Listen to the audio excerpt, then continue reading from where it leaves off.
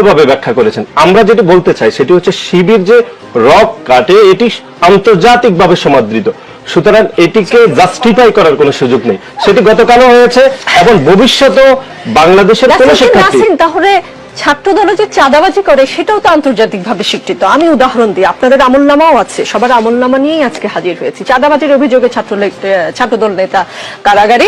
29 জানুয়ারি এক দুবাই প্রবাসীর বাড়িতে গিয়ে তার 8ম শ্রেণী পড়ুয়া মেয়ের নামে মিথ্যা অপবাদ দিয়ে তার স্ত্রীর কাছ থেকে চাঁদা দাবি করে ছাত্রদল নেতা। চাঁদা না দেয়ায় তারা প্রবাসীর স্ত্রী ও মেয়েকে মারধর করে।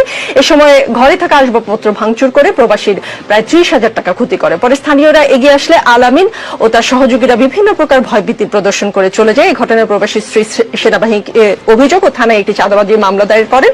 পরে রবিবার রাতে সেনাবাহিনী অভিযান চালিয়ে আলামিন সরকারকে আটক করে থানায় হস্তান্তর করে। অভিযোগ প্রমাণিত না হলে আটক করার কথা না। 10 জানুয়ারির খবর, ওসি পরিচয় চাঁদাবাজির অভিযোগে ছাত্রদল নেতাকে মারধরের পর পুলিশে সুপর্দ। পুলিশের ভয় দেখিয়ে চাঁদা আদায়ের অভিযোগ রাবি ছাত্রদল নেতার বিরুদ্ধে। এটা 12 ডিসেম্বরের খবর।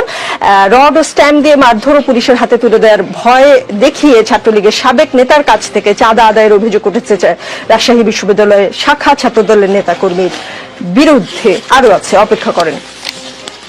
পুলিশ পরিচয়ে নিখোঁজ 2 জনকে উদ্ধার করে চাঁদা দাবি পিটিয়ে ছাত্রদল নেতাকে পুলিশের সোপর্দ। দিনাজপুরে নিখোঁজের জিডির সূত্র ধরে